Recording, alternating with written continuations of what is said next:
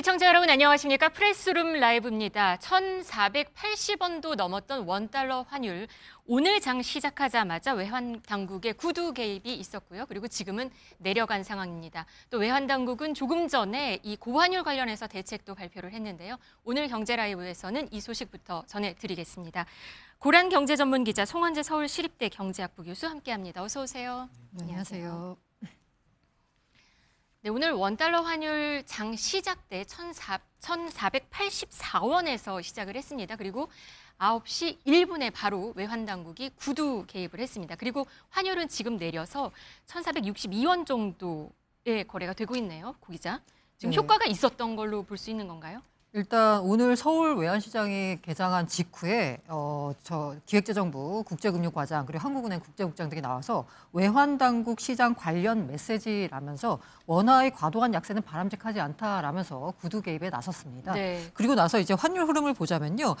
한 9시 반쯤에 1,469원까지 이제 떨어졌어요. 그러고 있다가 또 약간 횡보하다가 다시 떨어져서 1,459원까지 이제 밀리는 상황이 네. 발생했습니다. 근데 9시 반이 어떤 시점이냐고 하면 사실 그 시장에 이미 시장 참가자들 같은 경우에 이제 엠바고가 돌았습니다. 기사 사이에서 정부가 대책을 내놓는다라는 엠바고가 돌았는데 그 대책이 바로 뭐냐?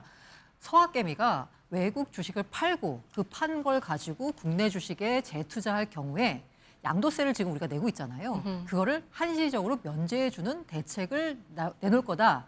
라는 엠바고가 든 다음에 떨어졌다가 네. 실제로 엠바고가 풀린 10시에 저점 찍고 약간 이제 반등해서 지금 1,463원 정도에 지금 네, 거래가 그러네요. 되고 있습니다. 1,463원 정도. 그러니까 이건 네. 뭐냐?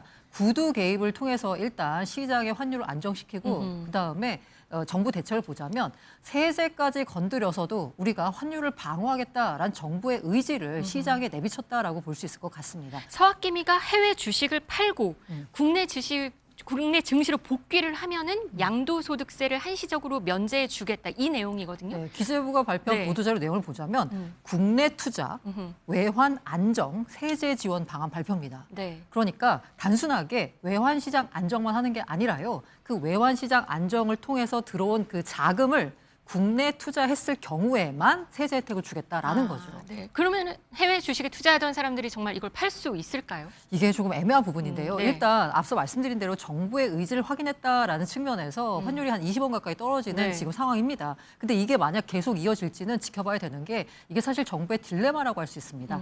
만약에 해외 주식을 팔았을 경우에 세제 혜택을 준다라고 하면 당연히 저는 팔 사람들이 많다라고 생각하거든요. 네. 5천만 원까지 네. 한도가 있긴 하더라고요. 이것도 그냥 네. 예시입니다. 아. 아직까지 구체적으로 정해진 건 없어요. 네. 그런데 이게 문제는 뭐냐면 그렇게 되면은 뭐 해외 주식 투자해가지고 돈 많이 버셨으니까 그럼 이 기회에 팔아가지고 내가 좀 양도세를 면제받겠다. 22.2%니까 좀 상당히 큽니다. 크네요. 네. 근데 문제는 단순히 판다라고 해서 세제 혜택을 주는 게 아니라 판 돈을 국내 증시에 투자해야 되거든요. 네. 그러면 과연 해외 주식을 팔아서 그 돈을 국내 주식에 투자할 요인이 될까? 단순히 양도세 면제한다라고 해서 네. 자칫하다가는 야 해외 주식 팔아서 국내 주식 투자했는데 사실 주식 투자라고 하는 건 어느 시점에 들어가냐, 어떤 종목을 고르냐에 따라서 수익률이 다 달라지는 그렇죠. 거거든요. 네. 그래서 자칫하다가는 야 정부가 팔라 그래서 팔아서 국장 투자했더니 손실봤다. 라는 얘기까지 나올 수 있습니다. 그래서 만약에 이거를 국내 투자까지 연결시키는 건 어떻게 보자면 야 이거는 뭐 세금만 깎아주는 거 아니야 라는 비판에서 벗어나기 위해서 국내 투자 활성화를 위한 명분이 있는데 이걸 너무 또 빡빡하게 규정을 놓다 보면 결국 팔 유인이 또 없어지는 거거든요. 이게 딜레마입니다. 너무 빡빡하게 좀 조밀하게 구성을 하면 안 팔 거고 그렇다고 느슨하게 해주면 결국 부자 감세 아니냐로 연결될 수밖에 없는 거고요. 네. 지켜봐야겠네요. 네네. 교수님 어떻게 보세요? 이게 돌아와서 환율이 좀 안정되는 효과가 있을까요? 지금 오늘은 당장 20원 정도가 내려갔거든요. 네. 앞으로는 어떨 거로 보세요? 지금 1,500원 공포 얘기도 있거든요. 그러니까 어찌 보면 1,500원이 심리적 마지노선 같은 생각도 들어요. 네. 지금 외환 위기 이후에 우리가 이렇게까지 높은 환율을 오랫동안 유지한 적이 없었단 말이죠. 그래서 내년도 환율 전망을 보면 뭐 1,300원대로 내려갈 수 있다라는 얘기도 나오고 있긴 하지만 지금은 너무 불안한 거예요. 네, 그래서 지금 저는 오늘 정부가 발표한 이 정책이 정부에서 정말 관심을 가지고 있고 환율 안정을 위해서 애쓰고 있다는 것을 신작에 전파한 기능은 있다고 생각을 합니다. 네. 그렇지만 아까 우리 고란 기자님 말씀하신 것처럼 급조된 느낌이 있어요. 그래서 여기에 네. 대해서 정말 이 세제 인센티브가 바뀌면 거기에 대해서 납세자들이 어떻게 반응할지에 대해서는 충분한 연구가 지금 안 돼 있는 상태란 말이죠. 네. 그러면 정말 부자 감세 프레임에서 벗어날 수 없는 그런 비판적 요소가 있을 수 있고요. 또 하나는 저도 굉장히 많이 들어온 얘기인데 네. 국장에서는 주로 수익을 보는 사람들이 단기 투자를 하고 그다음에 이제 미장에서는 장기 투자를 하더라. 그렇게 해서 수익을 맞추고 밸런스를 한다. 네. 그런 얘기를 많이 들어왔거든요. 그러면 이것은 지금 강제로 그러면 수익률을 해외 투자 주식에 대한 수익률을 좀 세후 수익률을 높여주는 것이죠. 네. 근데 그렇게 해서 국장으로 유도하는 것인데 국장으로 유도했다고 해서 이렇게 과연 장기로 할까 그분들이 그런 생각이 좀 듭니다. 결국은 이게 뭔가 펀더멘털에 대한 변화를 주고 그다음에 어찌 보면은 이런 구두 개입보다 더 강력한 구두 개입은 금리를 인상할 수 있다. 사실 이런 정도의 메시지가 나와야지 시장에서 정말 정부에서 뭔가 금리를 인상하면 이게 경기에 주는 충격도 있고 부동산에 주는 충격이 있음에도 불구하고 환율 방어를 위해서 최선을 다한다는 이미지를 줄 텐데 이 정도 대책 가지고 시장이 크게 움직일까에 대해서는 약간 의문이 드는 상황이라고 생각합니다. 시장이 어떻게 움직일지는 좀 계속 지켜보도록 하겠습니다. 그런데 우리 주식시장은 오늘도 강세입니다. 지금 사흘째 코스피 지수는 플러스거든요. 이 환율과 뭐 이런 이슈에서 좀 다른 모습인 것 같습니다. 그러니까 오늘 주식이 많이 올랐던 것은 또 한화오션 주가도 영향이 있는 것 같아요. 그러니까 결국 우리가 어제 있었죠? 네, 어제 있었죠. 그러니까 트럼프 대통령이 계속 이제 우리나라의 그 조선 산업에 대한 투자의 중요성을 강조했다가 또 마스카 프로젝트에 대한 얘기도 있었고.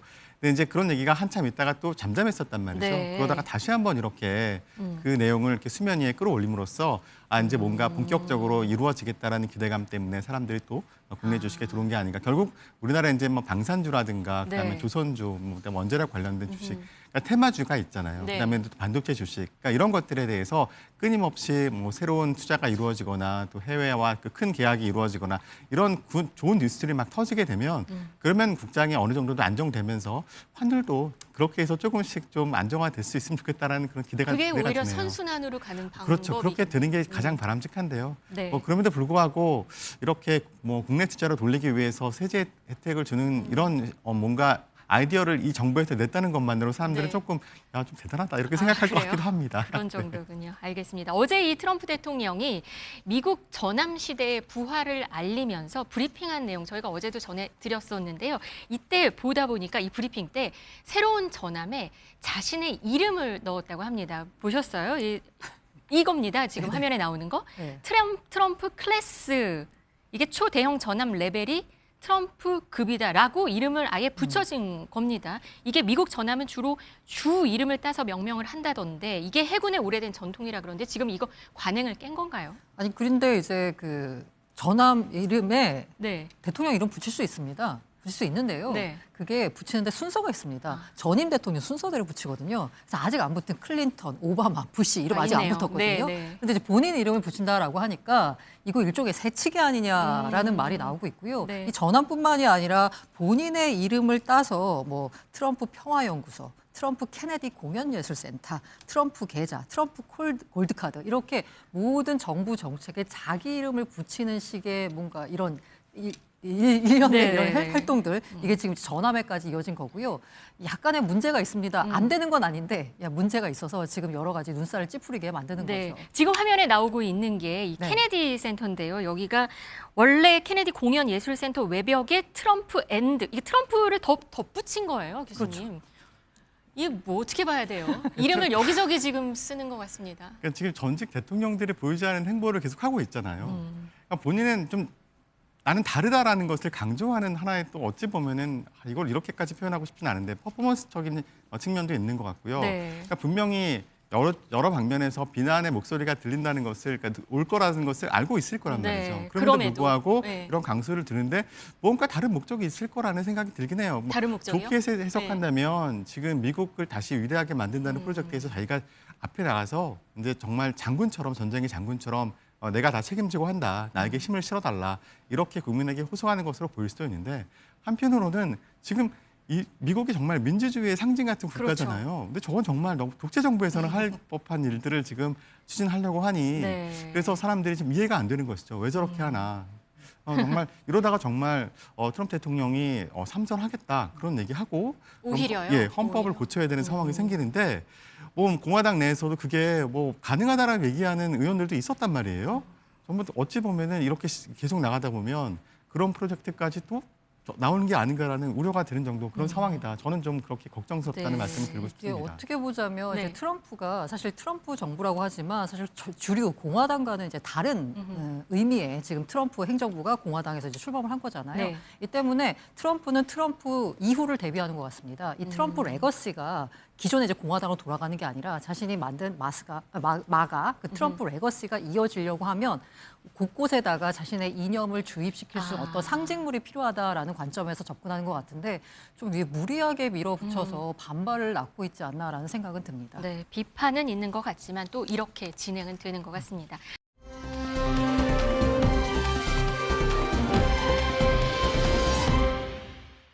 이번엔 개인정보 또 털린 이야기 한번 해보겠습니다. 국내 최대 신용카드사 신한카드 얘기입니다. 여기서는 19만 명의 개인정보가 유출이 됐는데요. 가맹점주에 대한 개인정보라고 합니다. 뭐가 지금 털린 건가요? 그러니까 이게 신한카드의 관리자급 직원 한 12명 정도가요. 네.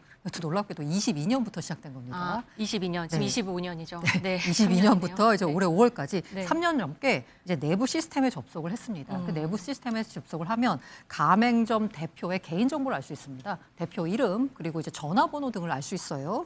요거를 카드 모집인에게 넘겼습니다. 그래서 영업을 지시한 겁니다. 다시 말해서 뭔가 해킹이나 아니면 외부의 어떤 공격 때문에 뚫린 게 아니라요. 내부에서 자기들 영업 실적을 쌓기 위해서 몰래 정보를 빼다가 이거를 영업사원한테 넘겼다라고 보시면 됩니다. 그러면 일반 카드 고객에게는 영향이 없는가? 그건 괜찮은 건가요? 지금 현재까지 확인된 바로는 네, 영향이 없습니다. 네, 그래도 사실 피로감이 꽤 큰 상황입니다. 올해에만 대형 개인정보 유출 사고 보면은 뭐 SKT, KT, 롯데카드, 뭐 쿠팡이요, 지금 신한카드까지잖아요. 금융권만 봐도 뭐 SC제일은행도 있었고요, 하나카드, 롯데카드 9건이나 되는 상황이더라고요. 이렇게 사회 전반에 이런 불안감이 커져도 되는 건가? 이거 어떻게 해야 돼요? 그러면 안 되죠. 안 정말로. 되죠. 개인들은 뭘 지금 해야 되는지 모르겠어요. 그러니까 이 이렇게 상황에. 개인정보가 유출됐다고 했을 때 개인들 입장에서는 뭔가 잘못된 것 같긴 한데 네. 나한테 어떤 불이익이 오고 어떻게 돼야 되지? 나는 어떻게 해야 되지라는 것에 대한 정확한 메시지를 줄 수가 없는 게 사실은 가장 큰 문제인 것 같아요. 그렇다고 네. 해서 뭐 휴대전화 사용 안 할 수도 없고 그다음에 뭐 저희가 뭐 온라인에서 뭐 물건 사는 거 온라인 쇼핑 안 할 수 없잖아요. 그런데 이런 위험에 노출돼 있다. 그런데 그것이 과연 나에게 어떻게 부메랑이 돼서 나에게 피해로 돌아올까 예측이 안 되는 것이 가장 큰 문제라고 보고요. 그럼 아까 지금 신한카드 사태에서 뭐 일반 뭐 카드 회원에게는 뭐 영향이 없다. 실제로 네. 뭐 발생된 피해가 없다. 신한카드 측에서는 그렇게 얘기를 하고 있어요. 그런데 이 정보가 어쨌든 개인 정보가 누군가에게 유출이 됐잖아요. 그것이 어떻게 활용될지는 사실 아무도 몰라요. 가장 걱정되는 것이 사실 이것이 뭐 보이스피싱 사기단이라든가 그쪽으로 넘어갔을 경우에 네. 개인정보라는 것은 남들이 모르는 나의 정보를 누군가 알고 있는 거잖아요. 나의 어떤 사소한 거더라도 그것이 나에게 무엇인가 뭐 이것이 결과적으로 사기가 돼서 나에게 피해를 줄 수 있는 상황이 될 수 있기 때문에 사실은 좀 심각하게 접근을 하고 봐야 된다고 생각을 합니다. 네.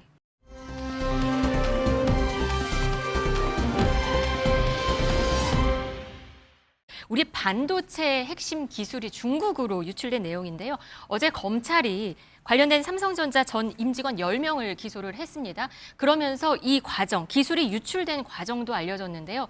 와, 좀 황당했습니다. 수백 단계 그 D램 공정을 자필로 베꼈더라고요. 아무래도 이제 뭔가 뭐 UBS 그 약간 전자기기를 통해서 네. 반출하는 거는 걸릴 위험이 있다 보니까 아주 꼼꼼하게 자필로 베껴가지고 이걸 들고 나갔다라는 거고요. 네. 자필로 들고 나갈 정도로 이렇게 준비를 했다는 건 이미 치밀하게 사전에 뭔가가 계획돼 있었다는 거죠. 네. 내가 여기로 옮겨서 무슨 기술을 갖고 갈 경우에 얼마의 보상을 해주겠다라는 약속하에 행동했다라고 볼 수밖에 없습니다. 지금 마지막 화면 보시면요. 출국 금지, 체포시 암호 하트 4개예요. 이런 것까지 지금 체포됐을 상황을 예상해서 암호를 만들어 놓은 거거든요. 네, 하트 이게 4개. 이제 혼자 움직인 게 아니라요. 네. 개발팀이 팀 단위로 움직이는데 이들이 이제 범행 수법을 보자면 그야말로 첩보 영화를 방불케 합니다. 네. 그래서 이들이 항상 위장 회사를 설립하고요. 주기적으로 사무실을 옮기고 다녔으면서 뭐라고 표현했냐면 주위에 항상 국가정보원 등이 있다고 생각하면 행동하라. 라고 하면서 앞서 보여주신 대로 급할 때는 하트 4개를 눌러가지고 위급한 상황임을 서로가 공유할 수 있도록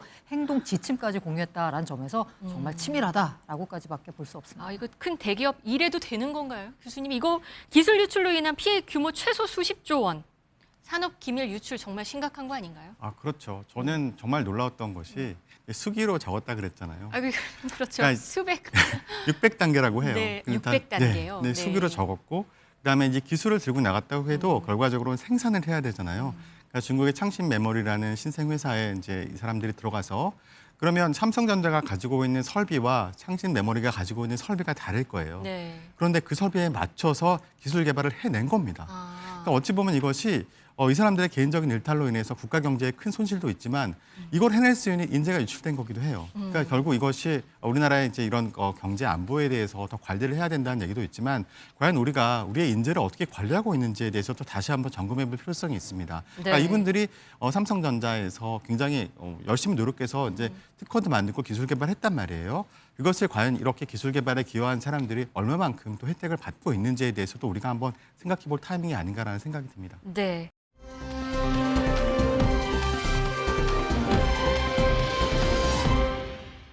실손보험 국내 전체 가입자 수가 5천만 명 정도 된다고 하는데요. 1세대부터 4세대까지 있습니다. 그런데 제일 최근에 만들어진 4세대 실손보험 같은 경우는 내년에 보험료가 20% 정도 오른다고 해요. 평균 8% 오르는데 1세대 3%, 2세대 5% 오르는데요. 네. 3세대 16, 4세대 20%대로 오릅니다. 보험료가 오른다는 건 그야말로 들어오는 보험료와 나가는 보험비를 봤을 때 나가는 돈이 너무 많기 때문에 보험료를 올릴 수밖에 없다라는 거죠. 네. 그래서 이제 너무 또 이게 뭐라고 해야 되나 이 손실이 보험회사의 적자가 심해지니까 최근엔 또 5세대 얘기까지 또 나오고 있는 상황입니다. 네. 5세대 실손보험이 내년에 또 등장을 하는 건가요? 지금? 이게 좀 문제가 있는 게요. 네. 이게 과도한 이제 실손보험 인상이 이제 과잉 진료로 인한 적자 때문입니다. 그런데 저는 약간 보험사 이건 약간 이용하는 이용자 측면에서 비판할 점도 있고요. 이제 네. 무리하게 도수치료를 과도하게 받는다거나 이러면서 실손보험 적자를 심화시킨 요인이 있고요. 그것도 네. 다 그런 게 아니에요. 특정 몇몇 분들이 이제 그래서 적자가 유발되는 거고 보험사 측에서 저는 약간 문제 제기를 하고 싶은 게 네. 애초에 보험 설계를 제대로 했으면 손실이 어느 정도 나오고 보험료가 이 정도는 받아야 된다라고 설계를 제대로 했다라고 하면 이렇게 나온 지 얼마 되지도 않았는데 또 5세대 얘기가 나올 일은 없는 거죠. 그렇죠. 그런 측면에서는 보험사도 비판받아야 될 지점이 있다라고 생각합니다. 평균적으로는 7.8% 오르는 건데 그럼 물가 상승률보다 훨씬 뛰어넘는 그런 네. 상황이네요. 알겠습니다. 오늘 경제 라이브 실손보험 소식까지 전해드렸습니다. 고란 경제 전문 기자 송원재 경제학 교수 함께했습니다. 감사합니다.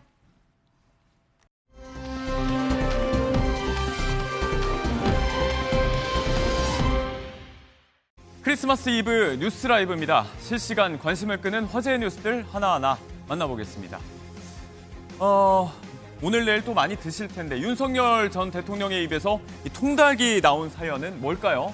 이틀 전 있었던 윤 전 대통령의 내란 우두머리 혐의 6차 공판에서 나온 얘기입니다. 일단 직접 한번 보시죠. 관사들을 가서 이 관사 40년씩 막 돼갖고 녹물 나오는 거를 보고 이런 거 좀 다 수리하고 말이야. 이사비 이런 거 제대로 하라고 그러는데 거기에 관련된 예산이 올라가면 잘려요. 주임원사가 소대 사병들 관리하는데 하다못해 통닭이라도 한 마리 사주려고 그러면 이게 꼭 필요한 돈인데 어떻게 이런 거를 이런 것만 딱딱 골라갖고 자르나 몰라. 군에서도 그런 얘기 좀 안 나왔습니까? 내가 이거 몇 번 얘기를 했거든. 몇 년을? 사병들 통닭 사줄 돈을 딱딱 골라서 자르더라. 재판에는 계엄 사령관이었던 박안수 전 육군참모총장이 증인으로 나왔는데요. 대뜸 일선 장병들의 처우 얘기를 하면서 꺼낸 말이었습니다. 거대 야당이 군 처우 개선을 위한 예산을 자꾸 삭감했다. 그러니까 사기가 떨어진다. 계엄 선포가 바로 이런 것 때문이었던 겁니다. 직위원 재판장조차도 목격하거나 들은 것 위주로 얘기해라. 쟁점 위주로 얘기해라. 제지할 정도였는데요. 같은 날 이상민 전 장관 재판에 나온 전 국무위원들조차 계엄은 비상식적이었다는 취지의 증언을 잇따라 내놨는데 통닭 사줄 돈을 깎길래 계엄했다. 또 한 차례 논란을 일으킨 발언이었습니다. 북한 김정은 국무위원장의 어깨에 이렇게 손을 올릴 수 있는 유일한 사람, 딸 주의 후계 구도는 점점 더 뚜렷해지고 있습니다. 백두산 삼지연 지구 호텔 준공식에 참석한 김 위원장 일가인데요.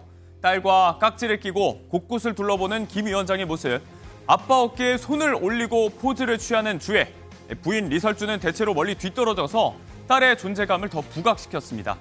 김일성 일가의 혁명 성지죠. 백두산 지역을 주회가 처음 방문했다고 보도된 것도 의미가 있다는 분석입니다.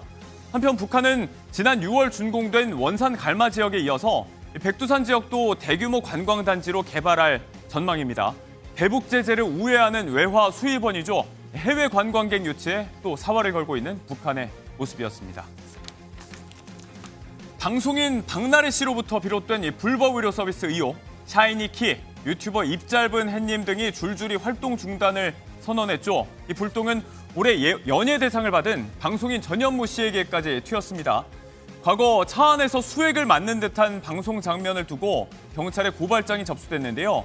어제 전현무 씨 측은 병원 진료 기록까지 공개하면서 진화에 나섰습니다. 9년 전 장면이었는데 당시 3차례 병원에서 진료를 이렇게 받았고 이 수액 처치 뒤에는 안내에 따라서 병원에 의료 폐기물도 반납했다는 해명입니다. 목 상태가 좋지 않아서 병원 치료를 받던 와중에 촬영 일정이 촉박해서 차 안에서 그 처치를 마무리한 거다. 앞선 해명에 재차 증거까지 제시한 겁니다. 가수 홍진영 씨 같은 경우는 논란의 주사 이모와 찍은 사진이 공개되면서 친분이 전혀 없다면서 재빠르게 선을 긋기도 했죠. 연말 연예계 곳곳으로 논란이 일파만파 확산 중입니다. 올해 가장 파격적인 음악적 순간이었다. 미국 빌보드가 캐디언 OST의 세계적 열풍을 꼽았습니다.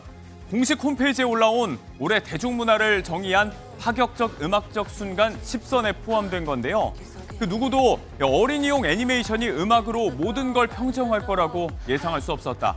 OST 4곡이 모두 싱글 차트 톱10에 드는 최초의 사례를 남긴 캐디언에 대한 찬사입니다.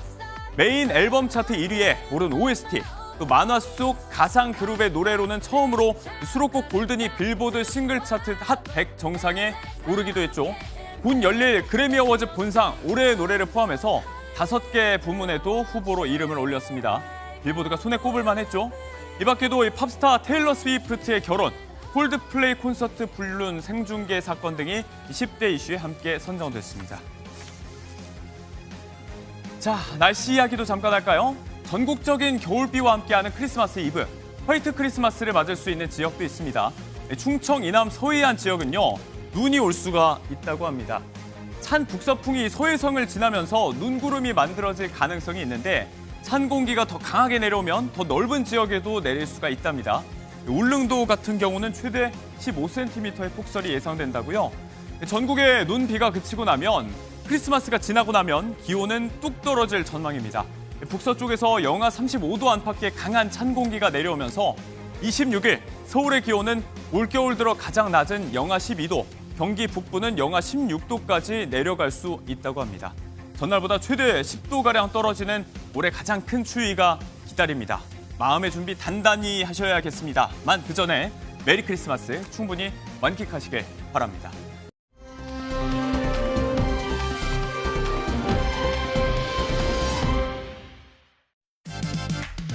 중요한 세상 서울세 부동산세 양도세 세상 세금 너무 많아 안수남의 세세. 네, 세상의 세금 상식을 세세하게 알차게 전해드리는 안수남의 세세세 시작을 해보도록 하겠습니다. 국내 세무 분야의 베테랑 전문가시죠. 안수남 세무사님 나와 계십니다. 안녕하십니까? 네, 안녕하세요. 네. 네. 크리스마스 이브에 함께하게 됐습니다. 이제 딱 일주일 뒤면 올해 마지막 네. 날인데 연말 연시에 좀 점검해 볼 만한 세금 포인트들 네, 총정리하는 시간 갖도록 하겠습니다. 네. 일단은 종합부동산세 얘기를 좀 해보려고 하는데 네. 신고 기한은 지났죠. 15일까지였는데 지났습니다. 그렇죠. 이게 다만 끝날 때까지 끝난 게 아니고 만약에 네. 이의가 있다면 경정 네. 청구 다시 돌려받을 수가 있잖아요. 아, 그럼요. 네. 네, 예. 이 기간이 지금 어떻게 되는 거죠? 기간은 5년 이내니까 예. 예, 충분히 검토하신 다음에 하셔야 되는데 이제 많이 누락되는 부분이 1세대 1주택자 판정을 잘못해가지고 예, 거기에 이제 장기 보유라든지 예. 연로자 공제를 못 받으신 분들 꽤 많으세요. 이런 게 이제 누락되거나 적용이 안 되는 경우가 꽤 그렇습니다. 있나 이제 봐요. 상속주택 같은 경우도 5년 안 했거나 합산은 안 되게 돼 있고 예. 공동상속 받았으면은 6억하고 40% 미만이면은 예. 주택수에서 아예 빠지거든요. 그런 것들이 잘못해갖고 착오로 들어간 경우도 많고 예. 그다음에 지방 저가주택 같은 경우도 네. 제외 규정이 있습니다. 그다음에 특례로 취득한 주택들도 예외 규정이 있는데 예. 국세청 정산에서 이걸 다 못 걸러내요. 그러니까 본인들이 꼼꼼하게 한번 챙겨보셔야 되고 네. 심지어 공시가격 자체가 잘못 적용되는 케이스도 예. 있습니다. 그래서 이런 주택수 계산하고 그다음에 지금 다주택자로서 또 중과세 적용 대상도 잘못 판단하는 경우도 많고요. 네네. 그다음에 임대주택으로 돼 있는 것 중에 합산 배제 규정이 적용되는 것들이 있는데 예. 잘못 들어가서 합산된 경우도 있습니다. 네. 그래서 꼼꼼하게 챙겨보시면 이런 경우에 해당되는 것들 많이 나오고요.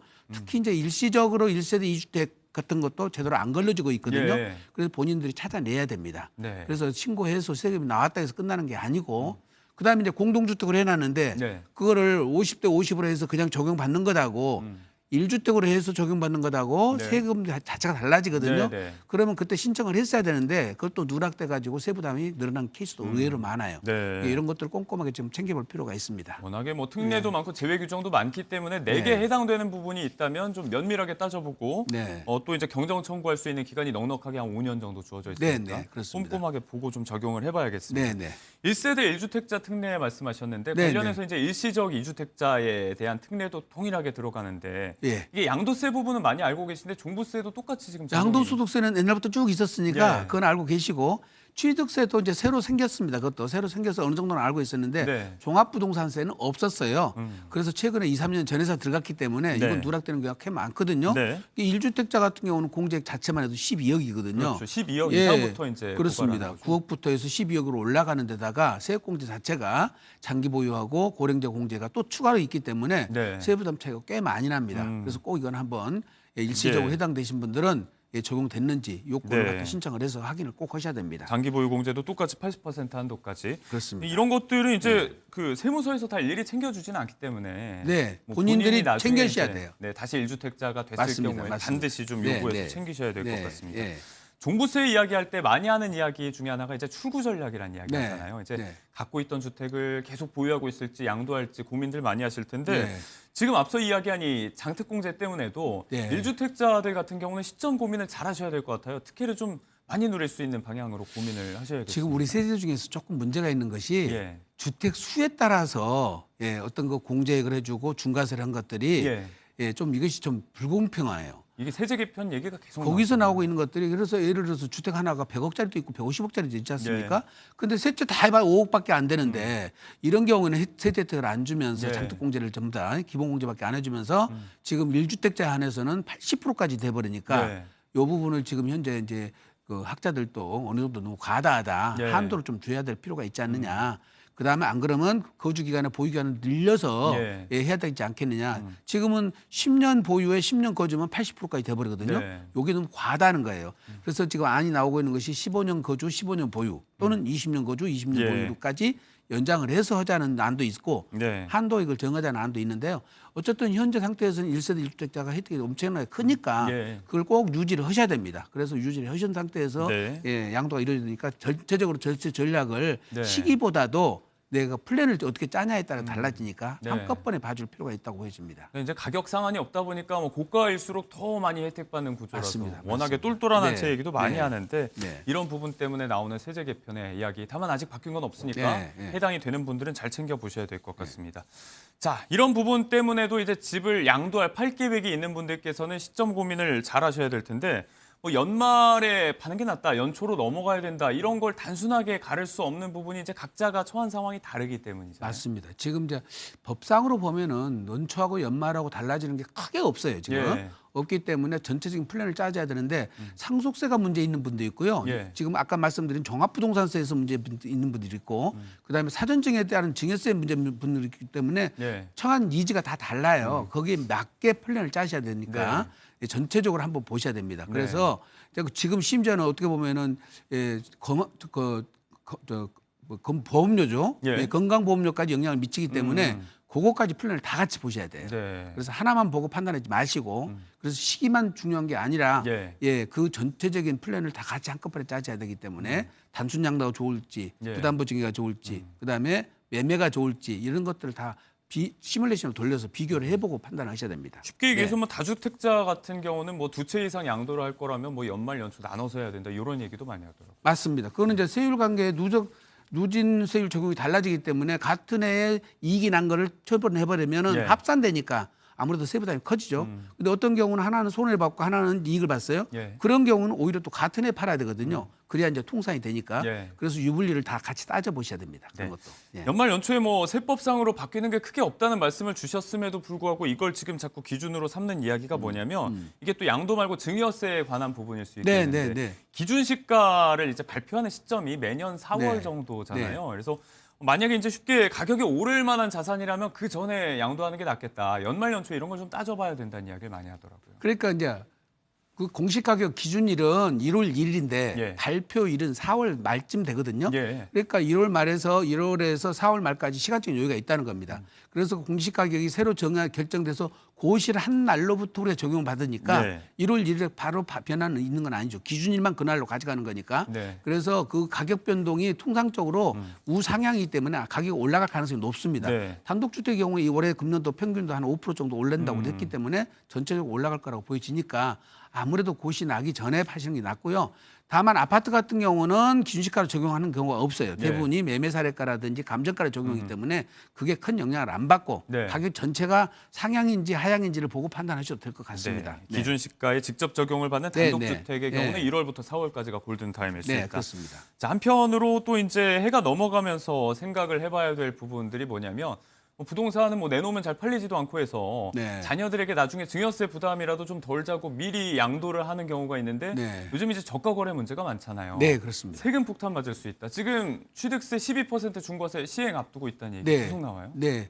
지난번에 국세청에서 용산하고 저기 성동 그리고 마포까지 해가지고 2,000건 넘는 주택에 대해서 증여에 대해서 전수조사를 했어요. 네. 전수조사를 하면서 이제 주로 많이 봤던 것이 뭐냐면 가격 평가 기준이 적합한지 적정하게 평가를 했는지 네. 하고 두 번째는 이제 증여하면서 합산이 누락됐는지 그다음에 부채 사고 관리가 정확히 됐는지 또는 차용증을 썼는데 차용증이 정확하게 써 있는지 같은 것도 꼼꼼하게 봅니다. 예. 이게 특히 가족 간의 거래에서는 제일 중요한 것이 현금을 수반해야 되거든요. 금전이 수반돼야 되기 예. 때문에 반드시 매수자가 능력이 있는 상태에서 네. 본인의 취득 자금을 입증을 해서 이걸 거래를 해야 되거든요. 요것이 첫 번째고 매매 두 번- 형식을 갖추는 게 첫 번째. 그렇습니다. 두 번째가 이제 가격의 적정성이에요. 가격이 적정성인데 저가로 막 거래를 하다 보면은 예. 부인당해서 그 부분도 증여로 의제가 되기 때문에 첫째 전문가들하고 반드시 예. 상의를 하셔서 네. 가격도 보셔야 되고 능력도 보셔야 되고 그다음에 현금 거래가 실제로 건너가셔야 됩니다. 네. 그다음에 이제 통상적으로 이 돈을 보내셔가지고 부모님 받으신 다음에 이 돈을 다시 자녀들한테 리턴을 해주시는데 네. 이 사후 관리를 다 국세청에서 합니다. 그런 식으로 눈 가루가 아웅하는 식으로 이렇게 했다가는 다 들여다보고 있기 다 들여다보고 때문에. 있기 때문에 큰일 납니다. 그래서 반드시 전문가의 도움 받으시고 네. 제일 중요한 거는 실체적 거래가 이루어져야 된다. 그래서 더 의심을 받기 때문에 네. 그 돈 거래된 돈은 반드시 매도자인 부모님이 그 돈을 사용하셔야 돼요. 네. 예, 돈을 빼셔갖고 리턴해서 다시 환원한다든지 이런 거는 절대로 안 됩니다. 네. 이런 부분 꼭 자, 챙겨보셔야 돼요. 이런 네. 부분들에 대해서 이제 저가 거래 취득세 12% 중과세 조정 지역에 대한 이야기인데 네. 시행 시점이 1월 1일이라고 한다고 하면 네. 지금 뭐 앞서 전수조사된 대상까지 소급 적용하는 건 아니고 네, 그 네. 이후부터의 거래에 대해서 지금 이렇게 적용을 하겠다는 얘기인 거죠. 지금 취득세가 지금 알다시피 이제 12% 중과세가 조정돼 되는데 증여 예. 같은 거는 그 동안에는 저가 거래 한다고 했을 경우도 이제 그런 경우는 그 정상 거래로 봐고 매매로 인정해서 취득세를 부과를 했어요. 네. 그런데 이제 지금부터는 현저하게 낮게 거래한 부분에 대해서는 그 자체를 증여로 보겠다는 겁니다. 네. 그래서 현저히 낮게 거래한 기준을 어떻게 보냐면 우리 상속증여세법에서 나오는 30%하고 3억 중 적은 금액 그 중에 이거를 적은 금액. 벗어나면 현저히 저가 거래한 걸로 간주를 하겠다는데 예. 우리가 증여세하고 차이는 뭐냐면 증여세는 30%하고 3억을 빼준 나머지를 차액에 증여로 대해서. 봐요. 예, 그러니까 증여로 이를테면 보는데 뭐 한 4억 나왔는데 지금 3억 차이가 난다고 하면 1억에 대해서 1억만 증여로 보는데 네. 여기 취득세는 전체 금액을 증여로 봐버려요.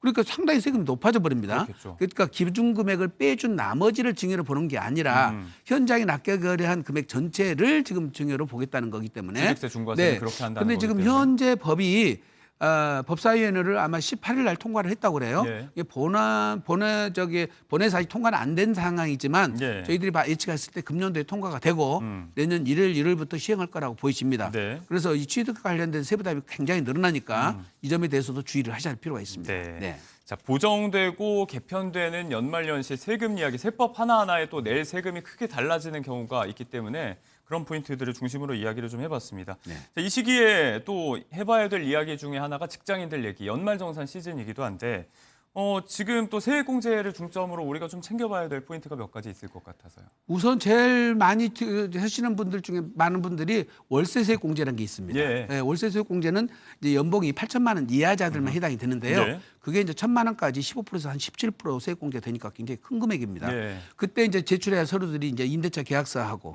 그다음에 계좌이체한 내역하고 네. 그다음에 주민등록 전입을 해놓으셔야 됩니다. 반드시. 집주인 동의를 따로 받을 필요는 없죠. 그거는 받을 필요는 네네. 없습니다. 그리고 본인이 실제 거주를 꼭 하셔야 돼요. 예. 이 요건을 충족해야만이 가능한데 간혹 가다 보면은 그 사이에 주택을 또 취득하셔가지고 그걸 국세청에서 모를 거라고 생각하시는데 예. 국세청에 다 파악이 됩니다. 그럴 것 그다음에 같아요. 연봉이 중간에 올라가지고 자기가 네. 처음에는 8천만 원 안 넘을 거라 생각했는데 넘어버리신 분들 있잖아요. 예. 그런 분들도 나중에 이제 문제가 될 수도 있는데 예. 다 현금 영수증을 받아놓으시면 여기서 공제 못 받은 것이 나중에 신용카드 공제 네. 이쪽 가서 또 공제가 가능하니까 예 그걸 미리미리 잘 받아놓으시는 게 좀 필요하고요. 네. 그다음에 지금 중소기업 취업자에 대해서 소득세 감면이 있는데 네. 이분들을 많이 놓치세요. 특히 이제 15세에서 34세 되신 분들 이분들이 이제 취업을 해가지고 5년 이내라면 예. 90%까지 소득세 감면을 받아요. 그 대신 한도는 200만 원 있긴 네. 있습니다. 그리고 경력 단절되신 분들 이제 취약이라든지 이제 또는 육아라든지 출산 때문에 못 하셨던 분들이 취업하신 부분도 네. 70%까지 세액 공제가 되거든요. 근데 제일 중요한 것이 본인들이 감면 신청을 내셔야 됩니다. 네. 이거 챙기셔서 꼭 신청 내서 감면 신청을 꼭 받도록 하셔야 대부분 됩니다. 이런 공제가 있다는 걸 몰라서 못 하는 경우가 많아요. 맞아요. 이건 꼭 챙기셔야 됩니다. 네, 이런 기회를 네. 통해서 좀 몇 가지 챙겨볼 공제 포인트 이야기를 해주셨고 네. 세무사님이 보시기에 뭐 연말정산 업무를 많이 보시지는 않을 것 같지만 네. 좀 활용할 수 있을 만한 실전 꿀팁이 있다면 한마디 조언을 저도 해주실 수 사실은 있나요? 몰랐는데요. 네. IRP에 관련돼 가지고 그게 소득 제한이 없이 공제가 되면서 네. 연말에 한 번만 불입하면 되거든요. 그래서 연말까지만 불입하시면 네. 그 해 전체 것이 공제가 되니까. 꾸준히 납입할 필요 없이 연말에 그렇습니다. 한 번만 가능하다. 해도 공제가 다 가능하고 네네네. 그러니까 한번 챙겨보셔서 가입 안 되신 분들 이 세액 공제가 굉장히 큰 혜택이 있으니까 네. 한번 챙겨보시는 것도 괜찮을 것 같습니다. 공제 한도가 남았다면 지금 시기에 한번 납입을 고민해 보는 거 좋을 것 같고 네. 뭐 새롭게 결혼 세액 공제라든지 뭐 수영장, 헬스장, 체육 시설 이용도 이제 소득 공제 항목에 포함이 됐는데 네. 이런 내용까지 한번 잘 따져보시고 활용을 하시면 좋겠습니다. 자, 연말정산에서 공제를 최대한 받는 포인트들 이야기를 해봤지만 이 여기에서 끝나는 게 아니고 이게 또 별개로 내년에 건보료는 또 올라갈 수 있다는 이야기 하잖아요. 맞습니다. 이제 주택의 경우에 2천만 원 이하까지는 별도 분리과세를 해주는데 예. 세부담은 별것이 없어요. 그러니까 소득세가 몇십만 원밖에 안 나오니까 무시하시는데 여기 초과되는 경우에 의료비 공제, 건강보험료 공제 같은 것이 이제 늘어나 버리기 때문에 한번 챙겨보셔야 됩니다. 네. 그래서 건강보험료까지 한번 챙기셔서 한번 검토를 받으실 필요가 있습니다. 네, 잠시 연말정산 이야기를 좀 해봤습니다. 네. 자, 내년도에 달라질 수 있어서 미리 대비해야 될 이야기, 그 변화의 포인트들 몇 가지 조금 더 얘기해 보도록 하겠습니다. 일단 당장 떠오르는 건 당장 5월에 양도세 중과 유예 연장. 이거 네. 지금 종료될 전망이라고 이야기 많이 하는데 관심사잖아요. 글쎄요. 지금 1월 달에 이거는 이제 개정이 될 건지 연장이 네. 될 건지 안 될 건지 1월 달에 판정이 납니다. 근데 제가 예측하기에는 요거는 아마 개정을 해서 예. 연장이 될 거라고 예측이 돼요. 이제 다수 전문가들은 지금 시행할 거라고 보여지는데 네. 만약에 이게 시행이 됐을 경우는 현행법이 좀 모순이 있어요. 취득분에 대해서 중과세를 해야 되는데 양도분에 대해서 중과세를 하다 보니까 이게 중과세가 되는 순간 매물 잠금 현상이 와버려요. 그래서 공급 부족이 와가지고 예. 그때 다 문재인 정부 때도 이게 가격 상승이 그때 왔던 거거든요. 가격 상승이 오기 때문에 네. 현 정부에서는 제가 볼 때는 시행이 안 될 거라고 보여지고요. 근데 대통령이 애초에 세금으로 집값 잡지 않겠다 공언을 맞습니다. 했기 공언도 때문에. 했기 때문에 그렇기도 하고 이게 시행되는 순간 매물 잠금 현상이 나서 가격이 급등하기 때문에 예. 지금 시행을 못하고 법을 개정을 해야 되는데 개정을 하려고 그러면 또 시그널이 예. 이걸 완화시키는가 보다 이렇게 또 받아들이기 때문에 민주당 입장에서는 아직 개정도 못하고 있어요. 예. 그래서 아무래도 아마 내년은 한 번은 더 연장을 할 거라고 보여집니다. 네, 그리고 또 예. 2018년쯤에 정책 활성화를 통해서 민간 임대주택 같은 것도 대규모 등록이 됐었잖아요. 이게 이제 좀 올해 심각해요. 무더기로 심각한 또 것이 말소될 것 같아요. 다 자동 말소가 아파트 같은 경우는 이제 내년에 전부 다 자동 말소가 되거든요. 예. 그러면 종부세 문제가 나오죠. 다시 예. 다주택 중과세 문제가 나온다면은 또 이것이 문제가 될 겁니다. 네. 그래서 특히 종부세가 심각하니까요. 이 부분에 대해서 어떻게 처리할 것인지 이게 자동 말소 되는 순간 예. 6월 1일 기준으로 바로 합산이 돼버리거든요. 요거를 한번 심각하게 고민을 해보셔야 됩니다. 네, 자산 일정 전체를 좀 잘 짜야 되는 전략을 잘 짜야 되는 시기가 되겠습니다. 자, 세제 개편안 얘기, 뭐 세법 개정 이런 이야기 때문에 연말 연초 앞두고 많이들 혼란스러우실 텐데 잘 구분해야 될 부분이 있을 것 같습니다. 그냥 들리는 얘기 수준과 실제로 시행이 될 것 같은 이야기들 잘 구분을 해야 되잖아요. 맞습니다. 지금 이제 우리가 기대했던 상속세 문제는 개정이 안 돼 버렸고 네. 지금 보신 취득세 부분은 개정이 될 것 같으니까 네. 이걸 감안해서 판단하셔야 될 것 같습니다. 네, 무조건적인 절세보다는 이 시기에 확인해야 될 부분들이 존재한다. 네. 포인트를 잘 잡아서 전략을 짜야 된다는 이야기. 연말연시 세금 점검 포인트 총정리 안수남 세무사님과 함께했습니다. 고맙습니다. 네.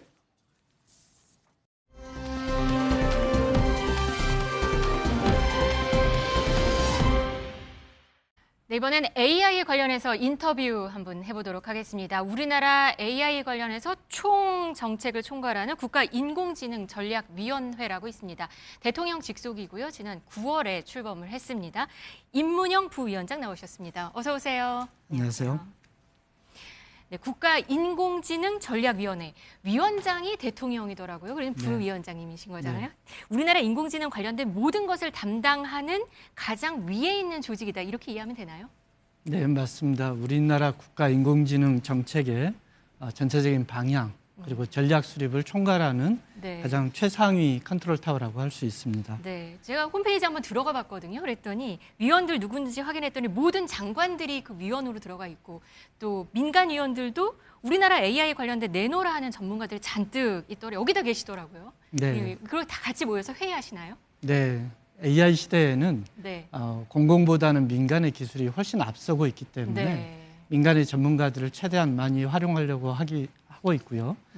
그래서 전체 50명의 위원 중에서 34명이 민간 위원으로 지금 참여하고 있습니다. 네, 각 부처 장관들도 다 위원으로 들어가 있더라고요. 네, 네. 지금 출범한 지 한 100일 정도 지났는데요. 그 100일 동안 혹시 어떤 일을 했는지 여쭤봐도 될까요? 네, 지난 9월 8일 날 대통령을 모시고 첫 번째 우리 위원회를 했고요. 네. 이 위원회에서 약속을 한 것이 올해 AI 액션 플랜, 우리말로는 인공지능 행동 계획이라고 이렇게 하는데요. 인공지능 행동 계획, 네. AI 액션 플랜. 네. 네. 그래서 각 부처에서 어떤 일을 AI 전환을 위해서 해야 되는지 그 내용을 세세하게 정리하는 공고사항 작업을 네. 그동안 거의 매일같이 회의를 했습니다. 그러면 AI 액션 플랜이 나왔겠네요. 네, 어떤 그렇습니다. 건가요? 그러면? 11월 말에 초안을 만들었고요. 네. 저희가 12월 15일 날 저희 위원회 출범 100일을 맞이해서 전체 기자들에게 네. 이거를 홍보를 했는데요. 총 98개 과제에 대해서 300개의 정책 권고 사항이 포함되어 있습니다. 많군요. 네. 페이지 수로는 네. 거의 200페이지 정도 되는 내용이고요. 네. 물론 과기정통부가 제일 분량이 많기는 한데 거의 모든 정부 부처에서 해야 될 일들이 네. 총망라되어 있다고 볼 수 있습니다. 그러면은 그 액션 플랜에서 가장 중요한 거 어떤 걸로 꼽을 수 있을까요? 그게 이제 보는 관점에 따라서 네. 중요한 게 서로 다를 텐데 네네. 아무래도 지금 현재는 우리가 처음 인공지능에 대해서 투자하고 준비하는 단계이기 때문에 인프라 투자에 가장 먼저 초점을 두었습니다. 네. 그래서 현재 저희가 이제 GPU 확보가 가장 AI에는 중요하기 때문에 대통령께서 노력하셔가지고 지난번에 26만 장의 GPU를 확보를 했잖아요. 네, 엔비디아 CEO 네, 얘기 네. 있었어요, 맞아요. 그래서 네. GPU가 이제 들어왔으면 그다음에 이 GPU를 설치할 데이터 센터를 만들어야 되고 그 데이터 센터를 운영할 전기가 필요하고 네. 또 그거를 실제로 활용할 인재들이 필요합니다. 그리고 또 데이터를 많이 확보해야 되는데 이 데이터에 대한 규제라든지 행정적인 절차들을 바꾸는 작업들을 해야 됩니다. 그래서 전체적으로 정리하면 인프라 투자와 토대를 닦는데 가장 많은 부분을 할애했다. 네. 이렇게 말씀드릴 수 있습니다. 저 AI 액션 플랜을 봤던데 가장 큰 목표 2030년 피지컬 AI의 세계 1위가 목표다 이런 걸 봤거든요. 네. 이게 가능한가요? 네, 저희가 전체적으로는 글로벌 AI G3가 되는 게 저희들 목표인데 그 중에서도 특히 피지컬 AI 부분은 우리나라가 제조업 부분에서 가장 강력한 역량을 가지고 있기 때문에 네. 미국과 같은 글로벌 테크 선도 국가들하고 협력을 하면 우리가 피지컬 AI에 있어서는 가장 앞설 수 있다. 이렇게 자신을 하고 있습니다. 피지컬 AI라는 거는 피지컬이라는 건 사실 몸이잖아요. 몸에 AI 두뇌가 들어간 뭐 로봇 같은 거라고 이해를 하면 되는 건가요? 네, 보통 우리가 AI라고 하면 챗 GPT 같은 걸 이용해서 채팅으로 이렇게 네. 뭘 물어보면 답변하고 그렇죠. 보통 이렇게 이제 생각을 많이 그렇죠. 그거 많이 하는데 써요. 흔히 네. 그렇게 AI를 다 이해를 네, 해요. 네. 맞아요. 그런 AI가 이제 네. 로봇에 들어가게 되면 로봇이 스스로 말하고 판단하고 결정하고 행동할 수가 있게 됩니다. 그래서 사람처럼 움직이는 휴머노이드 로봇을 비롯해서 네. 기계들이 스스로 판단하고 작동할 수 있도록 하는 완전히 자동화되고 효율화되는 그런 제조 시스템을 만들 수가 있습니다. 아직은 피지컬 AI가 전 세계에 등장을 하지는 않았다고 볼 수 있나요? 아니면 실험 단계인가요? 어떤가요? 부분적으로는 지금 많이들 나오고 있습니다. 이 로봇 팔도 있고 네. 휴머노이드 로봇도 있고 여러 가지 형태로 나오고는 있는데 뚜렷하게 어디가 세계 1위다 이렇게 말하기는 어려운 상황이고요. 물론 이제 관점에 따라서 이렇게 평가가 다 달라지기 때문에 네. 어떤 게 1위다라고 할 수는 없겠지만 제조업에 있어서는 우리가 가장 뛰어난 역량을 갖고 있어서 우리나라 충분히 제조업에 역량이 있어서 네, 그렇습니다. 할 수 있다 이렇게 네, 보는 네, 거군요. 네. 근데 사실 로봇 이러면 요즘에 중국 로봇 영상 보면서 깜짝 놀랄 정도고요. 미국도 그렇고요. 우리나라 좀 약간 시작이 좀 늦었잖아요. 이거 좀 따라잡기 위해서 좀 많은 노력이 있어야 되지 않을까라는 얘기들이 많거든요. 네. 가장 필요한 거는 공장이라든지 산업 현장에서 있는 암묵지라고 그러죠. 보통 노동자들이 머릿속에 들어가 있는 그런 지식들, 습득된 어떤 숙련된 노동들을 데이터화하는 겁니다. 이거를 컴퓨터를 이용해서 데이터로 만들고 이 데이터를 기계가 학습해야 그게 먼저군요. 예, 네. 그래야 AI가 만들어집니다. 그거를 하겠네요. 그러면 앞으로. 네, 그렇습니다. 일단 뭐부터 확실히 눈에 보이는 어떤 우리나라 AI 성과 뭐가 있을까? 좀 상상을 해볼 수 있고 어떤 거를 먼저 우리가 볼 수 있을까요? 지금은 우리가 그 독자 파운데이션 모델이라고 그래서 챗 GPT 같은 이 대화형 AI를 만드는 작업을 지금 5개 회사가 컨소시엄을 만들어서 경쟁을 하고 있는데요. 그러니까 지금 우리도 뭐 챗 GPT 같은 거를 네네. 만들고 있군요, 우리나라가. 네네. 네. 아마 그거를 제일 먼저 보시게 될 것 같고요. 그게 올해 이제 5개 컨소시엄을 선정을 했는데 내년 1사분기 안에 이제 1개가 탈락을 하고 4개가 선정이 됩니다. 그 말은 지금 전에 말 국가대표 AI 이건가요? 그러면 네네. 지금 뭐 선정 중이라는 네네. 거, 뭐 오디션 같은 거를 네네. 뭐 경쟁을 서로 하는 건가요? 네네. 거기서 만들고 있는 건 우리나라형 LLM, 챗 GPT 네. 같은 게 만들어지는 건가요? 그래서 오픈 AI의 챗 GPT 같은 것을 우리나라도 만들게 됐는데 이거를 이제 국가 대표급으로 뽑는 거죠. 이미 만들고 있는 회사들도 있는데 네. 그 중에서 이제 저희가 경쟁을 시켜서 최종적으로 2개의 회사를 선정하는 그런 사업을 지금 하고 있는 중입니다. 지금도 사실 그 챗 GPT나 뭐 제미나이나 뭐 퍼플렉시티도 잘 만들었잖아요. 그걸 더 뛰어넘는 우리나라만의 뭔가가 나오는 건가요? 그러면 네. 어떤 거를 저희가 상상해 볼 수 있을까요? 어떤 모습을?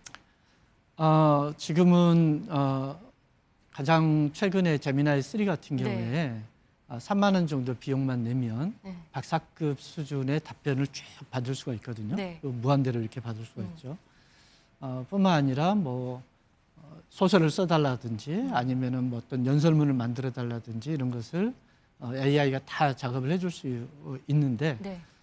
이거는 이제 아무래도 외국에서 만든 거니까 우리 문화라든지 우리 언어에 대해서는 좀 떨어질 한계가? 수도 있죠. 예. 근데 우리 정서에 맞고 우리 문화에 맞는 우리 국가의 AI를 이 독자 파운데이션 모델 경쟁 서비스를 통해서 만들 수가 있습니다. 기대 한번 네. 해보도록 하겠습니다. 이제 뭐 전 세계적으로 AI 이러면 뭐 산업에서도 많이 쓰고 개인들도 아까처럼 많이 쓰거든요. 그럼에도 우리는 사실 AI한테 일자리를 빼앗기지 않을까. 그리고 또 AI가 뭔가 지배하는 세상이 오지 않을까. 이런 우려가 있는 것도 사실입니다. 근데 벌써 미국에서는 뭐 AI 때문에 구조조정 시작했다 이런 소식도 들리긴 해요. 좀 과대 평가되어 있는 것도 있는 것 같아요. 네. 예를 들면 이제 2000년 초반에 우리가 닷컴 붐이 한참 불었을 때 그때 많은 사람들이 모든 걸 컴퓨터로 하기 때문에 이제는 종이가 없어질 거다 그런 얘기를 그랬어요. 했지만 맞아요. 네. 여전히 종이를 쓰고 있지 않습니까? 그렇죠. 마찬가지로 AI가 오더라도 사람이 다 없어지지는 않고 사람이 할 일을 AI가 도와줘서 좀 더 쉽게 하는 그런 형태로 발전할 것이라는 그런 보고서들이 많이 나와 있습니다. 네, 우리나라 AI 관련해서 해야 될 게 너무 많잖아요. 근데 과학 분야 인재들 정말 중요하다는 얘기 많이 하는데 이건 어떤 계획이 있나요? 인재들이 우리나라에 와서 연구할 수 있는 환경을 만들어주는 게 가장 중요합니다. 저희가 이제 현장에서 교육을 하고 있는 교수님들 이야기를 들어보면 실제로 그 한국에서 AI를 공부하고 박사학위를 받은 사람들이 미국의 캘리포니아 같은 데 가가지고 이렇게 다른 학생들하고 비교를 해보면 별 차이가 없다고 그래요. 네. 그런데 이제 거기는 워낙 많은 사람들이 모여 있고 좋은 기업들이 있다 보니까 그 안에서 성장할 수 있는 기회가 많이 있는데 우리나라는 그런 기업들을 많이 만들지 못해서 아무래도 그런 기회를 살리지를 못한 것이 지금까지 문제점이었고요. 기업을 만들겠군요. 네, 앞으로는 그래서 유니콘, 데카콘 같은 큰 기업들이 한국에서 많이 나올 수 있도록 해야 됩니다. 알겠습니다. 아까 우리 최종 목표가 AI 3강 국가라고 했는데 정말 결과로 보고 싶습니다. 오늘 우리나라 AI 정책 총괄하는 국가인공지능전략위원회 임문영 부위원장과 이야기 나눠봤습니다. 감사합니다. 네, 감사합니다.